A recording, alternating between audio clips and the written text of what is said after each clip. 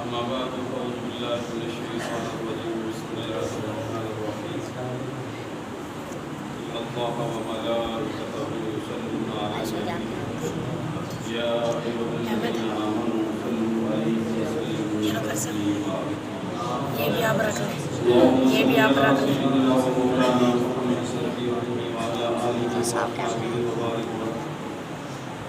وسلم والصلاة والسلام عليك يا سيدي يا رسول الله وعلى آلك وأصحابك يا سيدي يا محمد رسول الله صلى الله عليه وآله وسلم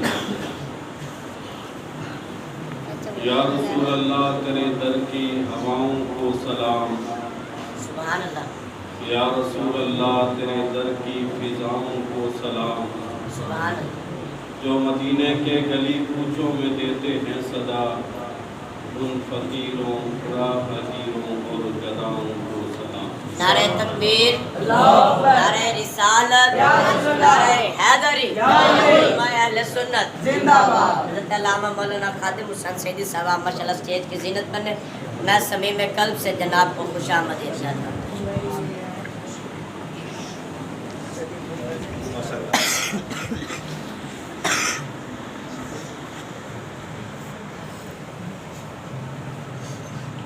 واجب احترام صاحب صدر جناب قاری خادم حسین صاحب دامت برکاتہ عالیہ میں تشریف لائے، حضرت علامہ مولانا بشیر احمد سیدی صاحب و جملہ سامعین کرام، ایک موضوع کی طرف جناب عمیر عالم نیازی صاحب نے مجھے اشارہ کیا تھا، اور اس موضوع کو میں ایک سوال کے ذریعے پہلے آپ کے سامنے ظاہر کروں گا، اور پھر جتنا مجھ سے ہو سکا بیان کرنے کی کوشش کروں گا۔ کیا محفل میلاد منانا اور محفل میلاد پر خوشیاں منانا یہ جائز ہے کہ نہیں؟ یہ ایک سوال ہے، اور اسی سوال کا جواب ہوگا، اور جواب میں سے کوئی اگر نکتہ نکلا تو آگے بات بڑھتی چلی جائے گی۔ اللہ رب العزت نے ارشاد فرمایا وَاذْكُرُوا نِعْمَةَ اللَّهِ عَلَيْكُمْ، کہ تم رب کی نعمتوں کو یاد کرو، اور دوسری جگہ پہ ارشاد فرمایا وَأَمَّا بِنِعْمَةِ رَبِّكَ فَحَدِّثْ، اپنے رب کی نعمتوں کا تذکرہ کرو، ذکر کرو۔ اور اللہ رب العزت نے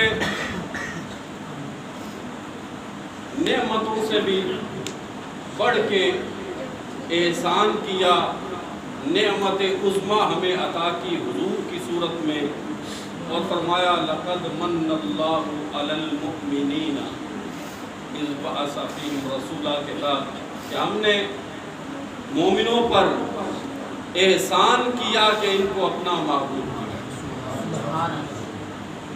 اب اللہ رب العزت اپنی نعمتوں کو یاد کرنے کا حکم فرماتا ہے، اللہ رب العزت اپنی نعمتوں کے تذکرے کا حکم فرماتا ہے، اور ساتھ میں یہ بھی فرماتا ہے کہ تم اپنے رب کی نعمتوں کو شمار نہیں کر سکتے، تم اپنے رب کی نعمتوں کو جھٹلا نہیں سکتے۔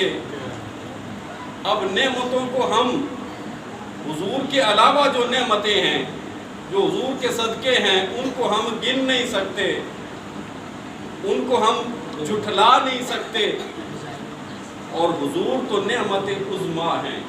تو جب ہم حضور کا ذکر کریں گے، اللہ کے فرمان پر عمل کریں گے، اور اللہ کا فرمان یہ ہے کہ میری جو نعمتیں ہیں ان کو یاد کرو، ان کا تذکرہ کرو۔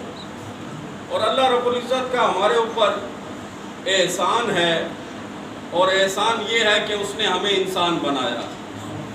اگر وہ قادر مطلق ہمیں جانور بنا دیتا، وہ قادر تھا، بنا سکتا تھا، اس نے احسان کیا کہ ہمیں انسان بنا دیا۔ پھر اس کے بعد اس اللہ رب العزت نے ہمارے اوپر یہ احسان کیا کہ ہمیں مسلمان بنایا۔ اگر ہم کافر رہ جاتے ہمیشہ کی رسوائی ہمیں ملتی۔ اللہ رب العزت نے دوسرا احسان کیا کہ ہمیں مسلمان بنایا۔ پھر اس سے بھی بڑھ کے اللہ نے ہمارے اوپر یہ احسان کیا کہ ہمیں احسان فراموش نہیں بنایا۔ حضور کی ذات ہمارے لیے اللہ کا احسان ہے، اور جو احسان کو بھول جائے وہ احسان فراموش ہوتا ہے۔ تو اللہ نے ہمارے اوپر ایک اور عظیم احسان کیا کہ ہمیں احسان فراموش نہیں بنایا، احسان کو یاد کرنے والا بنایا، احسان کے تذکرے کرنے والا بنایا۔ تو جب ہم محفل میلاد مناتے ہیں تو اس میں 3 چیزیں مین ہوتی ہیں۔ سب سے پہلے تلاوت قرآن پاک ہوتی ہے، اور حضرت عائشہ صدیقہ رضی اللہ تعالیٰ عنہ فرماتی ہیں کہ حضور کا جو خلق تھا وہ قرآن ہے۔ کان خلقہ القرآن، کہ حضور کا جو خلق تھا وہ قرآن ہے۔ تو جب قرآن پڑھا جاتا ہے حضور کے خلق کی بات ہوتی ہے، حضور کے خلق کا بیان ہوتا ہے، اور جب نعت پڑھی جاتی ہے نظم میں حضور کا بیان ہوتا ہے، حضور کی توصیف ہوتی ہے۔ اور جب نثر میں خطاب تقریر کی صورت میں ہم حضور کی صفات بیان کرتے ہیں تو یہ میلاد کے 3 جز ہیں۔ تو ان تینوں جز میں ہم اللہ کے حکم پر عمل کرتے ہیں۔ وَاذْكُرُوا نِعْمَةَ اللَّهِ عَلَيْكُمْ وَأَمَّا بِنِعْمَةِ رَبِّكَ فَحَدِّثْ، کہ رب کی نعمتوں کو یاد کرو، اور پھر صرف یاد ہی نہ کرو دل سے، ان کا تذکرہ بھی کرو۔ اور ہم احسان کو یاد رکھنے والے ہیں۔ حضرت عیسیٰ علیہ السلام نے اللہ رب العزت کی بارگاہ میں دعا کی کہ اے اللہ انزل علینا مائدۃ من السماء تقول لنا عیدن، کہ ہمارے لیے آسمان سے کوئی ایسا خوان نعمت اتار کہ جب وہ نعمت اترے تو ہم اس دن کو عید بنا لیں، لأولنا و آخرنا، اگلوں کے لیے بھی اور پچھلوں کے لیے بھی۔ تو جب اللہ کی طرف سے کوئی نعمت نازل ہوتی ہے تو وہ عید کا وقت ہوتا ہے اور عید کا دن ہوتا ہے۔ اللہ رب العزت نے قرآن پاک کو رمضان المبارک میں نازل فرمایا۔ شہر رمضان الذی انزل فیہ القرآن، رمضان کی فضیلت اس وجہ سے ہے کہ اس میں قرآن پاک اترا، اور پھر لیلۃ القدر، شب قدر کی فضیلت اس وجہ سے ہے کہ اس میں قرآن نازل کیا گیا۔ انا انزلناہ فی لیلۃ القدر، قرآن اس میں نازل کیا گیا۔ تو اس سے ہمیں پتہ چلا کہ اگر کسی مہینے کوئی بابرکت چیز نازل ہو جائے وہ بھی عید بن جاتی ہے، اور وہ مہینہ بھی بابرکت ہو جاتا ہے۔ جس رات میں قرآن اترا وہ رات بابرکت، اور اتنی بابرکت کہ 1000 مہینوں سے بہتر کہ اس میں فرشتے اور حضرت جبرائیل علیہ السلام اترتے ہیں۔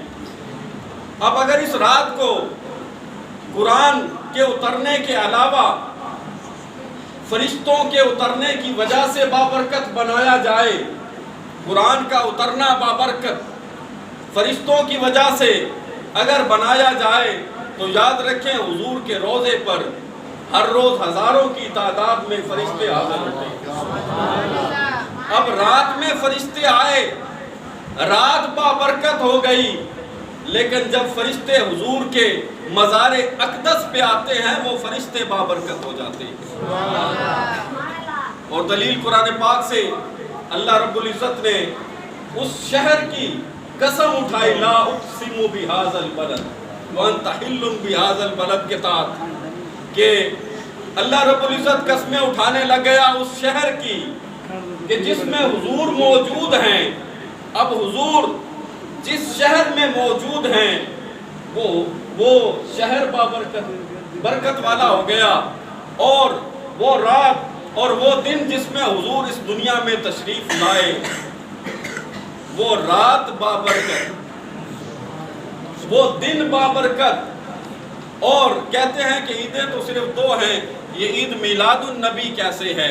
تو یاد رکھیں، جب بھی اللہ کی طرف سے کوئی نعمت نازل ہوتی ہے، جن پر نازل ہوتی ہے ان کے لیے وہ عید ہوتی ہے۔ حضرت آدم علیہ السلام جمعہ والے دن پیدا ہوئے، جمعہ والا دن بھی عید کا دن، اور آقا علیہ السلام نے، اور یہ عید الاضحیٰ کے جو دن ہے 9ویں 10ویں 11ویں 12ویں 13ویں ان سب کو عید کہا۔ تو جس میں نعمت اترے وہ عید کا دن ہوتا ہے، تو جس کے صدقے میں ہمیں یہ ساری نعمتیں ملی، اور وہ حضور کی ذات ہے جن کے صدقے میں یہ ساری نعمتیں ملی ہیں۔ حضور کی ذات ہمارے لیے ایک اللہ کا احسان ہے اور نعمت عظمیٰ ہے۔ جس دن حضور آئے وہ ہمارے لیے عید کا دن ہے، اور اس سے بڑھ کے ہمارے لیے عید نہیں ہے، کیونکہ ساری عیدیں ہمیں حضور کے صدقے میں ملی، حضور کے صدقے میں ہمیں ساری عیدیں ملی۔ اور اللہ رب العزت جب عمومی طور پر حکم فرماتا ہے، اور عام طور جب تمام انسانوں کو کوئی بات فرماتا ہے، تو اس کی بات یہ ہوتی ہے کہ اللہ بہت زیادہ خوشیاں منانے والوں کو پسند نہیں فرماتا۔ ان اللہ لا يحب الفرحین کے لفظ ہے کہ اللہ بہت زیادہ خوشیاں منانے والوں کو پسند نہیں فرماتا۔ اور دوسری جگہ پر ارشاد فرمایا کہ تم رو زیادہ اور ہنسو کم۔ یہ تمام انسانوں کو حکم ہے، فَلْيَضْحَكُوا قَلِيلًا وَلْيَبْكُوا كَثِيرًا، رو زیادہ ہنسو کم۔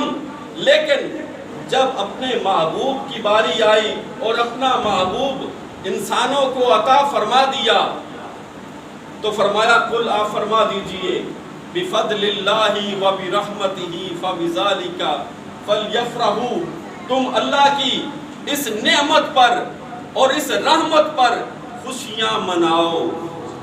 اب یہاں پہ آ کے قانون بدل گیا، اور یاد رکھیں جہاں پر بھی اپنے محبوب کی بات آئی ہے، اللہ نے اپنے قانون کو بھی بدل دیا، عمومی قانون کو بدل دیا۔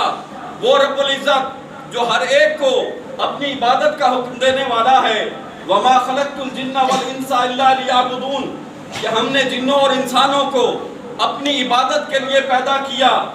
جب اپنے محبوب کے پاؤں پر سوزش آتی ہے تو وہی اللہ رب العزت اپنے قانون کو بدل دیتا ہے، جو ہر ایک کو اپنی عبادت کا حکم دینے والا ہے۔ وہ فرماتا ہے یا ایھا المزمل قم اللیل الا قلیلا نصفہ او انقص منہ قلیلا، کہ اے چادر اوڑھنے والے آدھی رات عبادت کیا کر یا اس سے بھی کم۔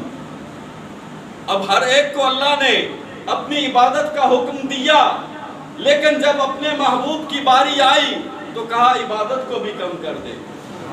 تو اسی طرح جہاں پر بھی حضور کی بات آئے گی، اور یاد رکھیں یہ جو کافر ہیں ان سے عذاب کو کم نہیں کیا جاتا، لا یخفف عنہم العذاب ولا هم ینصرون، کہ نہ ان سے عذاب کم کیا جائے گا اور نہ یہ مدد کیے جائیں گے۔ لیکن ابو لہب جس کے خلاف اللہ نے ایک صورت اتار دی کہ اس نے حضور کی طرف ہاتھ اٹھانے کی کوشش کی، اللہ نے فرمایا تبت یدا ابی لہب، ابی لہب کے ہاتھ ٹوٹ جائیں۔ اور یدا کا لفظ ہے یدن نہیں، کہ دونوں ہاتھ ٹوٹ جائیں۔ اس کے خلاف صورت اتار دی، اور اس نے جب حضور کی پیدائش ہونے والی تھی اپنی لونڈی، عربی میں جسے سویبہ کہیں گے، سوبیا اردو میں پڑھا جاتا ہے، اس کو بھیجا کہ میری بھاوج کے پاس جاؤ، اس کی خدمت کرو۔